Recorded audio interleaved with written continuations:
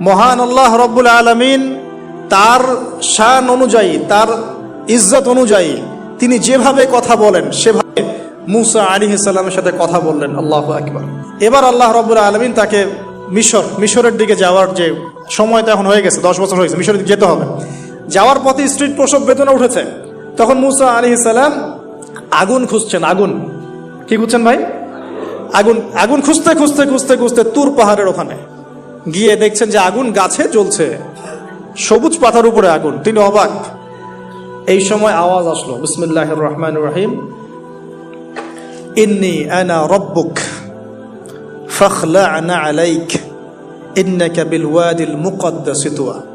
মুসা, ইন্নানি আনা আল্লাহ লা ইলাহা ইল্লা আনা ফা'বুদনি ওয়া আকিমিস সালাতা লিযিকরি। মানে এখানে অনেকগুলো কথা আছে, সূরা তাহার মধ্যে আছে। আওয়াজ চতুর্দিক থেকে ভেসে আসলো।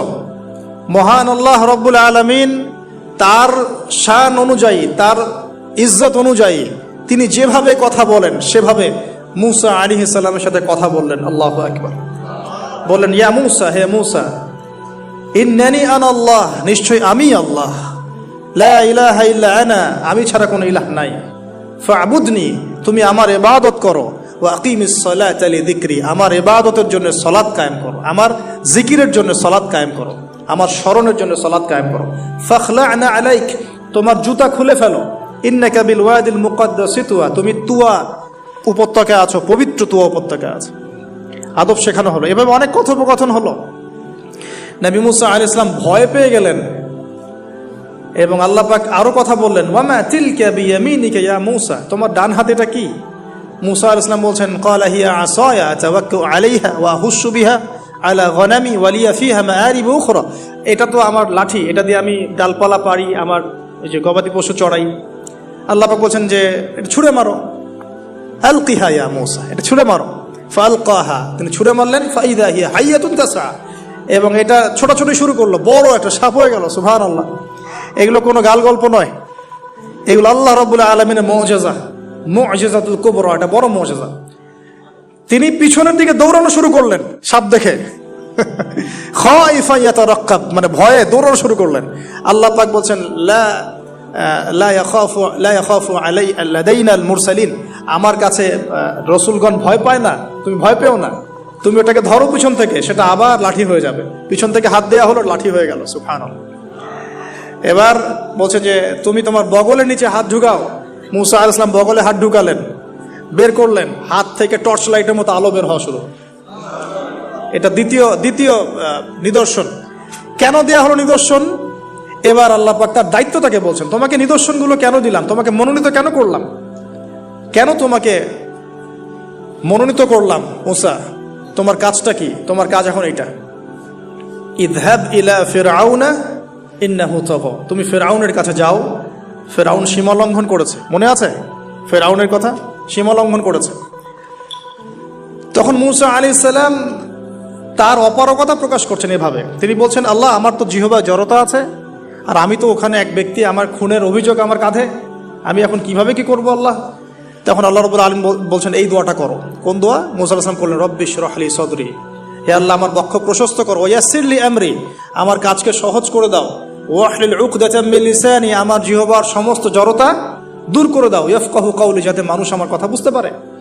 আর আমার সাথে আমার পরিবারের মধ্য থেকে ওয়াজআলনি ওয়াজিরাম মিন আহলি, আমার পরিবারের মধ্যে একজন ওজির আমাকে দাও, সাথী। হারুন আখি, আমার ভাই হারুনকে দান করো। সুবহানাল্লাহ। হারুন আলাইহিস সালামকে নবুয়ত দেওয়া হলো, দুজনকে আল্লাহ পাক এখন বলছেন, ইযহাবা ইলা ফিরআউন, তোমরা দুজন এখন ফিরআউনের কাছে যাও।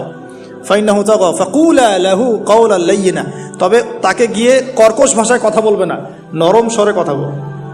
দায়ীদের এখানে সুন্নাহ, দায়ীদের জন্য শিক্ষা আছে, দায়ী আলেম যারা মুবাল্লিগ তাদের শিক্ষা আছে। ফিরআউনের সামনে গিয়ে দাওয়াত দিলেও কিভাবে দিতে হবে? ফাকুলা লাহু কাওলান লাইয়িনা, নম্রভাবে কথা বলো। লাআল্লাহু, কেন নম্রতার সাথে? লাআল্লাহু ইয়াতাযাক্কারু আও ইয়াখশা, হয়তোবা নম্রতা প্রদর্শন করলে সে উপদেশ গ্রহণ করতে পারে, অথবা সে আল্লাহকে ভয় করতেও পারে। আল্লাহ পাক তো আগে থেকে জানেন সে ঈমান আনবে না, তারপরেও আমাদের আরব শিখাচ্ছেন আল্লাহ পাক এখানে।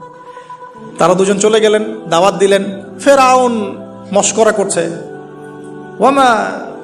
ওয়ামা রব্বুকুম ইয়া মুসা, তোমাদের দুজনের রব আবার কে? হ্যাঁ, মুসা আলাইহিস সালাম বুঝাচ্ছেন রব্বি আল্লাযী, আমার রব সেই রব যিনি জীবিতকে মৃত করেন, মৃতকে জীবিত করেন, ইত্যাদি। মানে যার হুকুম ছাড়া একটা গাছের পাতাও নড়ে না, যিনি মাটি থেকে সব উৎপন্ন করেন, বৃষ্টি বর্ষণ করেন, সব বুঝালেন। ফেরাউনের বক্তব্য তখন এটাই ছিল, তোমাদের কাছে কি কোন নিদর্শন আছে, কোন আয়াত নিদর্শন আছে? হ্যাঁ, নিদর্শন আছে। কি? লাঠি ছুঁড়ে মারলেন, সাপ হয়ে গেল। এখন ফেরাউন বলছে এটা তো জাদু, এটা কি? আমার জাদুকররাও এটা পারে, জাদুকরদেরকে ডেকে না হলো, জাদুকররাও লাঠি ছুঁড়ে মারলো, সাপ হয়ে যাচ্ছে। কিন্তু এই বড় সাপ ওদের সব সাপকে খেয়ে ফেললো। তখন ফেরাউন কিন্তু ভয় পেয়ে গিয়েছিল। এরপরেও এই যে হাত বের করে আলোর এই নিদর্শন দেখানো হলো, তাওহীদের দাওয়াত দেওয়া হলো, ফেরাউনকে ভয় করতে বলা হলো, ফেরাউনকে সতর্ক করা হলো যে আমার রব, আপনার রব, সবার রব হচ্ছেন আল্লাহ। সব কিছু বোঝানো হলো, কিন্তু ফেরাউন এই কোনো কথাই গ্রহণ করলো না। এরপরে সে বনু ইসরাইলকে ডিভাইড অ্যান্ড রুল করলো। ডিভাইড অ্যান্ড রুল মানে ওদেরকে ভাগ করতো এবং রুল করতো, ঠিক যেটা এখনকার গ্লোবাল অ্যাফেয়ার্সে করা হচ্ছে। ডিভাইড অ্যান্ড রুল, আমাদেরকে তারা ভাগ করে দিয়েছে।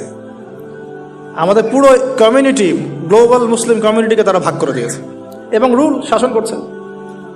এবং কারো গায়ে আঘাত লাগলে আরেকজন গিয়ে সেই ব্যথা নিরসন করতে চায় না, বরং অপেক্ষা করে আমার গায়ে তো আর আসে নাই, তার গায়ে আসছে।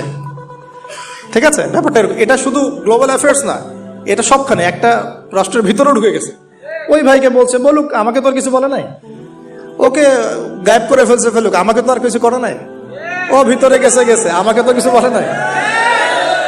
এই আচরণের কারণে আস্তে আস্তে আস্তে আস্তে মুসলিমদের শক্তি সব সংকুচিত হয়ে আসে। এটা নতুন কোনো বিষয় না, ফেরাউনের সুন্নত এটা, ডিভাইড অ্যান্ড রুল, যেটা ব্রিটিশরা করে গেছে সারা ওয়ার্ল্ডে। সুবহানাল্লাহ, দেখুন সবকিছু ওরা কোরআন থেকেই নিচ্ছে মনে হচ্ছে আমার কাছে।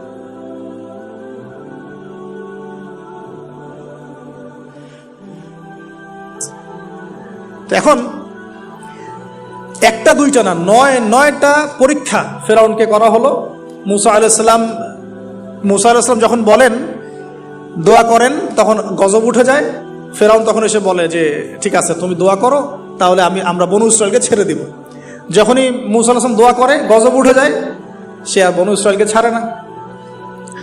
এখন এভাবে 9টার বর্ণনা আসছে। একবার আসছে পঙ্গপালের শাস্তি, একবার আসছে ব্যাঙের শাস্তি, একবার আসছে মহামারীর শাস্তি, একবার আসছে উকুনের শাস্তি, একবার রক্তের নদী। এরকম 9টা আযাব আল্লাহ পাক দিয়েছেন কাদেরকে? এই ফেরাউনের সম্প্রদায়। সর্বশেষ, আমি লম্বা করলাম না, সর্বশেষ যেটা হয়েছে, কারণ আমি কনক্লুশনে কিছু পয়েন্ট বলবো। সবশেষে যেটা হলো, 20 বছর, কত বছর? প্রায় 20 বছর জুলুম করলো ফেরাউন দাওয়াত পাওয়ার পরে, প্রায় 20 বছর। দাওয়াত পাওয়ার আগের কথা তো বাদ, ইসলামের দাওয়াত পাওয়ার প্রায় 20টা বছর সে বনু ইসরাইলকে এভাবেই টর্চার করতে থাকলো। 9টা নিদর্শন আসলো, কোনোটাই সে গ্রহণ করলো না। এবং সর্বশেষ তার কল ছিল যে আমি ছাড়া তোমাদের কোনো রব আছে এটা আমি জানি না, নাউজুবিল্লাহ। এবং সূরা নাবার মধ্যে আল্লাহ বলেছেন যে ফেরাউন বলেছিল আনা রব্বুকুমুল আ'লা, আমি তোমাদের মহান রব, নাউজুবিল্লাহ। এই ছিল ফেরাউনের শেষ স্টেটমেন্ট। এবার মুসা আলাইহিস সালাম বনু ইসরাইলকে নিয়ে চলে যাচ্ছেন মিশর থেকে। ফেরাউন দলবলে ধাওয়া করছে, সামনে সাগর আর পিছনে ফেরাউনের বাহিনী। মুসা আলাইহিস সালাম এখানে বনু ইসরাইলকে নিয়ে একটা রিম রক বলি আমরা, যেটা পাহাড়ে উঠতে সামনেও যেতে না পারে, পিছনেও যেতে না পারে, এরকম একটা অবস্থা। এই সময় মুসা আলাইহিস সালামের গোত্রের কিছু মানুষ বলেছিল যে ইয়া মুসা ইন্না লামুদরাকুন, হে মুসা আমরা তো ধরা পড়ে গেলাম, আমরা মনে হয় আজকে ধরা পড়ে গেলাম। এই অবস্থাতে মুসা আলাইহিস সালাম বলেছিলেন, একটু বোঝার চেষ্টা করেন, পিছনে ফেরাউনের বিশাল বাহিনী, সামনে সমুদ্র, যাওয়ার কোনো জায়গা নাই, একদম কোনো জায়গা নেই, খালি চোখে কোনো জায়গা দেখা যাচ্ছে না। ওই সময় খালি চোখে, বাহ্যিক চোখ দিয়ে কোনো উপায় দেখা যাচ্ছে না। বাহ্যিক চোখে ওই সময় কোনো উপায় দেখা যাচ্ছে না নিষ্কৃতির, নাজাতের।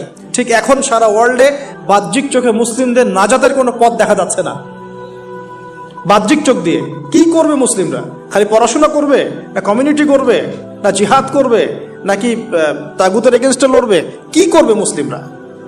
নাকি সারাদিন বসে বসে মসজিদে তাসবিহ টিপবে আর নামাজি পড়বে? কি করবে মুসলিমরা? বাহ্যিক চোখ দিয়ে এখানেও কোনো ফয়সালা দেখা যাচ্ছে না। তখন আল্লাহ রাব্বুল আলামিন মুসা আলাইহিস সালামকে একটা পরীক্ষাও নিলেন। একজন বলছে ইন্নালা মুদরাকুন, আমরা ধরা পড়ে গিয়েছে।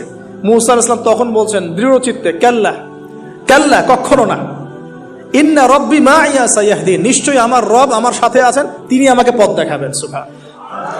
তাহলে আজকেও মুসলিমদের সারা ওয়ার্ল্ড ওয়াইড এই চেতনাই থাকা উচিত যে কাল্লা, কখনো না, আল্লাহ ইন্না রব্বুনা মা'ানা, নিশ্চয়ই আমাদের রব আমাদের সাথে আছেন, তিনি আমাদেরকে পথ দেখাবেন ইনশাআল্লাহ। এই পথই আমরা চাই, ইহদিনাস সিরাতাল মুস্তাকিম, তাই না? সিরাতাল লাযিনা আন'আমতা আলাইহিম গায়রিল মাগদুবি আলাইহিম ওয়ালাদ-দাল্লিন। এই বাস, যখন আপনি পুরো দমে আল্লাহর উপর তাওয়াক্কুল করে ফেলবেন, তখনই তো আল্লাহ রাব্বুল আলামিনের নুসরা নেমে আসবে। বদরের মাঠে নবী সাল্লাল্লাহু আলাইহি ওয়াসাল্লাম হাত তুলে দোয়া করছে, আল্লাহ এই 313 জন মুসলিম যদি আজকে শেষ হয়ে যায়, ইসলামের নাম নেওয়ার কেউ থাকবে না। দোয়া করতে করতে চাদরটা পর্যন্ত পড়ে গেল। আবু বকর সিদ্দিক দৌড়ে এসে চাদর উঠাই দিলেন, দিয়ে কান্না জড়িত কণ্ঠে বলছেন, হাসবুকা ইয়া রাসূলুল্লাহ, যথেষ্ট হয়েছে আল্লাহ রাসূল, যথেষ্ট হয়েছে, আর দোয়া করার দরকার নেই, ইনশাআল্লাহ আল্লাহ সাহায্য নেমে আসবে। আল্লাহ পাকের সাহায্য নেমে আসলো, হাজার হাজার ফেরেশতা আল্লাহ নামিয়ে দিলেন বদরের মাঠে। আপনি দেখুন যে সুবহানাল্লাহ, নবী সাল্লাল্লাহু আলাইহি ওয়াসাল্লাম হিজরত করছেন আবু বকর সিদ্দিককে সাথে নিয়ে, মনে আছে গারে সাওরের ঘটনা, সবাই ঘিরে ফেলেছে, এমনকি নিচ থেকে উপরে ওদের পা দেখা যাচ্ছে। আবু বকর সিদ্দিক বলছেন যে ইন্না মুদরাকুন, আমরা ধরা পড়ে গেলাম ইয়া রাসূলুল্লাহ। একই কথা কিন্তু নবী সাল্লাল্লাহু আলাইহি ওয়াসাল্লাম সেই একই কথাই বলছিলেন, লা তাহজান, তুমি দুশ্চিন্তা করো না, ইন্নাল্লাহা মা'ানা, আল্লাহ আমাদের সাথে আছেন, ইনশাআল্লাহ আল্লাহ আমাদের সাথে আছেন। তবে কাদের সাথে আল্লাহ থাকবেন? যারা নামাজ পড়ে না, যারা নামাজ পড়ে না, যারা তাওহীদ শিখে না, সুন্নতের উপর আমল করে না, যারা রিবা খোর, যারা মাদক দ্রব্য সেবন করে, জিনা করে, পর্নোগ্রাফি দেখে, যে বেপরদায় চলে, এদের সাথে আল্লাহ থাকবেন। আমরা যদি আমাদের অবস্থান উন্নত করতে না পারি, আমাদের দ্বারা উম্মার বিজয় হবে না, ফুল স্টপ। আমরা যদি আমাদের অবস্থান উন্নত করতে না পারি, মানে এই যুগের আবু বকর, ওমর, ওসমান, আলী হতে না পারি, আমাদের দ্বারা বিজয় হবে না। আপনি যত টাকা ঢালেন না কেন, যত বড় সংগঠন করেন না কেন, যত পলিটিক্যাল অ্যাফেয়ার্স ডিল করেন না কেন, যতক্ষণ এ যুগের আবু বকর, ওমর, ওসমান, আলী আমরা হতে না পারছি, আমাদের হাতে বিজয় আসবে না। প্রথম কাজটা এখানে ভাই, প্রিয় ভাইয়েরা, রাগ করছেন নাকি কথায়? আমাদের প্রথম কাজটা এখানে, ফ্যান্টাসির কোনো মূল্য নাই এখন। Eyewash, show down, show off, fantasy, online, Facebook, কিচ্ছু নাই। বিশ্বাস করেন এগুলো কিচ্ছু না, কিচ্ছু হবে না এগুলো দিয়ে। কনস্ট্রাকটিভ কাজ না থাকলে, ঈমান, আমল, তাওহীদ, সুন্নাহ, সেরকম জজবা, সেরকম ইউনিটি, আল্লাহর পথে মাল খরচের প্রেরণা, মুসলিমদেরকে সহযোগিতা করার বড় মানসিকতা, একটা ব্রড মাইন্ডেড চিন্তা ভাবনা, এগুলো না থাকলে কখনো সম্ভব। এখানে সাহায্য নেমে আসছিল না? ওই গারে শহরে কি তারা ধরা পড়েছিলেন? লা তাহজান ইন্নাল্লাহা মা'ানা, ভয় পেও না, আল্লাহ আমাদের সাথে আছেন। আল্লাহ কি সাথে ছিলেন না? ঠিক একই কথা মুসা আলাইহিস সালাম বলছেন, কাল্লা, কখনো না, ইন্না রব্বি মা'িয়া সায়াহদিন, আমার রব আমার সাথে আছেন, আমার রব আমার সাথে আছেন, তিনি আমাকে পথ দেখাবেন ইনশাআল্লাহ। বলার সাথে সাথে মনে আছে ওই যে নমরুদ যখন ইব্রাহিমকে ফেলে দিচ্ছে আগুনে, জিবরিল আমিন এসে বলছেন, হাজাতুকা ইনদি, আপনার কোনো প্রয়োজন আছে আমার কাছে?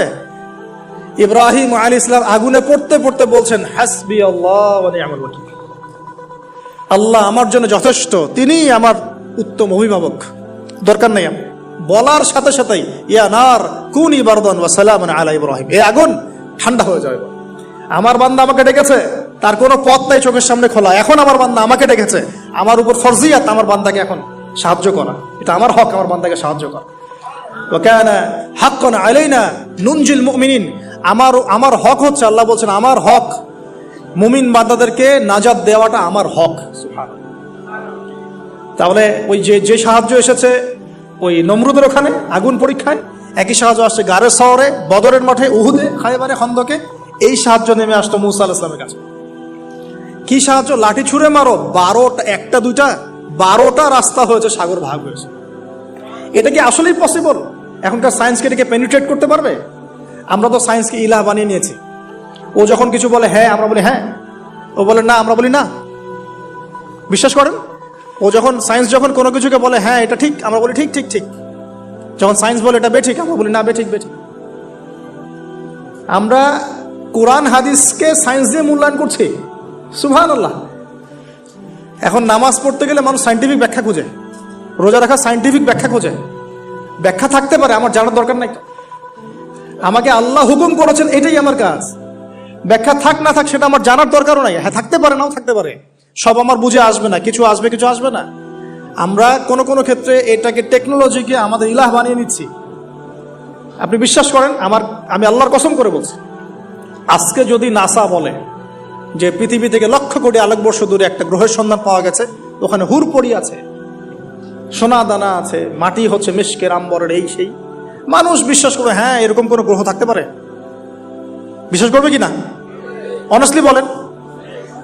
আল্লাহ পাক কোরআনে 1400 বছর আগে বলেছেন, তার আগের ধর্মগ্রন্থও বলেছেন জান্নাত আল্লাহ সৃষ্টি করেছেন। মানুষ বিশ্বাস করে না। নাস্তিকরা বলে, টিটকারি মারে নাস্তিকরা, মৌলবাদীরা, মোল্লারা কি বলে, এই যুগে এগুলা বিশ্বাস করে মানুষ? নাউজুবিল্লাহ। নাসা যদি বলে বহু দূরে একটা গ্রহ আছে বিশাল বড়, ওখানে একটা পাথর ফেললে নিচে যেতে 70,000 বছর সময় লাগবে, মানুষ বলবে হ্যাঁ এমন কোন গ্রহ থাকতে পারে? নাম দিয়ে দিবে একটা XYZ dot dot dot dot, দিল একটা কিছু, এরকম নাম হয় না, KLR এর কি নাম দিয়ে দিল একটা। তো আল্লাহ পাক জাহান্নামের কথা বলছেন, মানুষ বিশ্বাস করে না। তো প্রিয় ভাইরা, এই জায়গায় সায়েন্স ব্যাখ্যা করতে পারবে না। 12টা রাস্তা হয়ে গেছে, 12টা গোত্র পার হয়ে গেল। ফেরাউন দলবল নিয়ে পার হতে চাচ্ছে, আল্লাহ রাব্বুল আলামিন ওই জায়গায় ডুবিয়ে দিলেন। ডোবার সময় ফেরাউন ঈমান এনেছিল, এটা অনেকে আমরা জানি না। কিন্তু ডোবার সময় ফেরাউন বলছে আমানতু বিরব্বি হারুন ওয়া মূসা।